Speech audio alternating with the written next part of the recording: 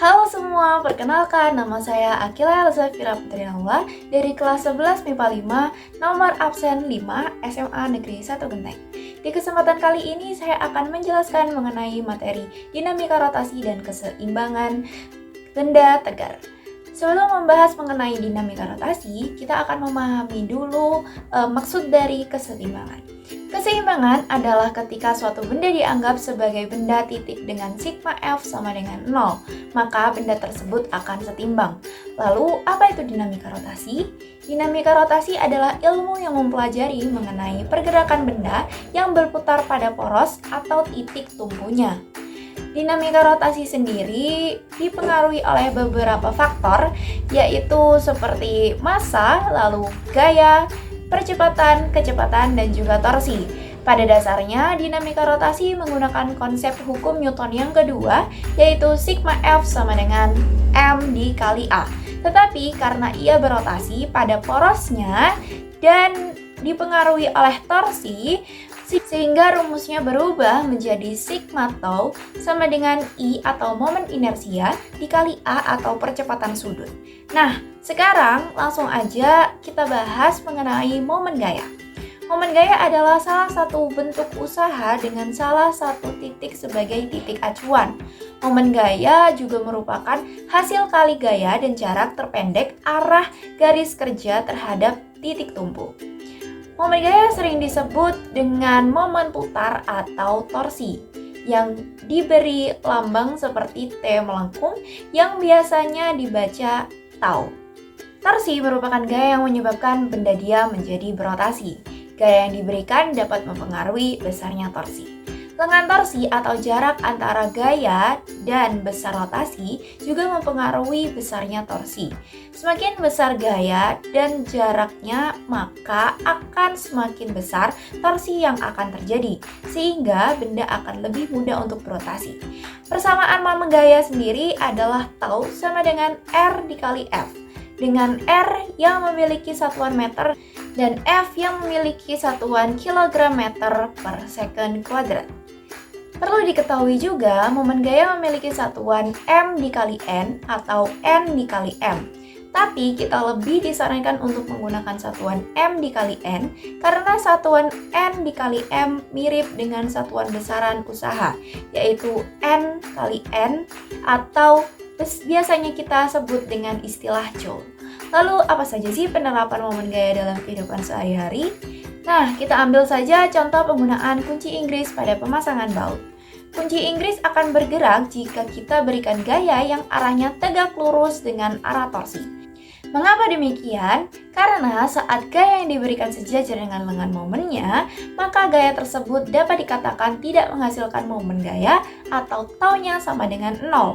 Tapi bagaimana jika gayanya tidak tegak lurus? Nah, kita harus cari dulu gaya yang tegak terhadap lengan torsi dengan cara mengalihkan gaya atau F dengan besar sudut yang terbentuk. Untuk besar gaya yang lurus pada sumbu Y, menggunakan persamaan Fy sama dengan F dikali sin alfa ataupun theta.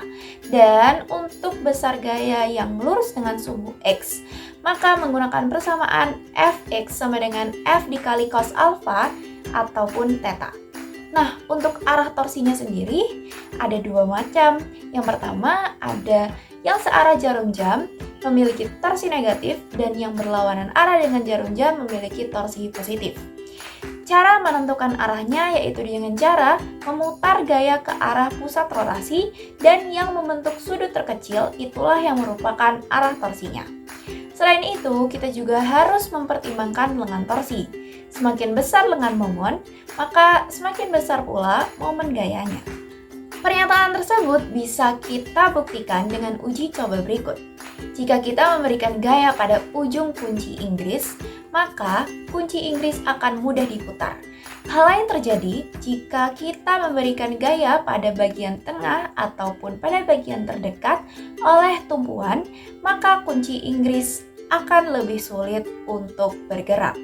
Sekarang kita beralih ke momen inersia. Jika inersianya besar, maka benda akan susah diputar. Sebaliknya, jika inersianya kecil, maka benda akan mudah untuk diputar. Inersia sendiri memiliki dua jenis. Yang pertama terdapat inersia untuk benda titik yang bisa dirumuskan dengan momen inersia sama dengan massa benda dikali jari-jari kuadrat, sedangkan untuk momen inersia benda tegar, rumusnya disesuaikan berdasarkan benda yang akan dihitung. Seperti tabel berikut ini. Setelah itu ada momen sudut. Momen sudut atau yang biasa disimbolkan dengan L adalah hasil kali antara momen inersia dan kecepatan sudut. Momen sudut dapat dirumuskan sebagai berikut. Momen sudut sama dengan momen inersia dikali kecepatan benda. Perlu diketahui juga, momen sudut memiliki satuan kilogram meter kuadrat per second. Akhirnya kita berada di pembahasan terakhir, yaitu energi kinetik dinamika rotasi. Energi kinetik memiliki dua bagian, yang pertama yaitu gerak translasi dan yang kedua adalah gerak rotasi. Gerak translasi merupakan suatu gerak yang arahnya lurus atau melengkung. Misalnya saja pada balok yang memiliki massa M ditarik ke kanan dengan kecepatan V. Maka dari itu, rumus dari gerak ini menjadi EK sama dengan setengah mv kuadrat. Dan untuk gerak rotasi merupakan suatu gerak yang arahnya mengalami perputaran terhadap poros tertentu. Untuk rumusnya sendiri, gerak ini menggunakan rumus EK sama dengan setengah momen inersia dikali kecepatan sudut kuadrat. Sebagai contoh aja, pada kehidupan sehari-hari ini adalah bola yang berputar pada porosnya.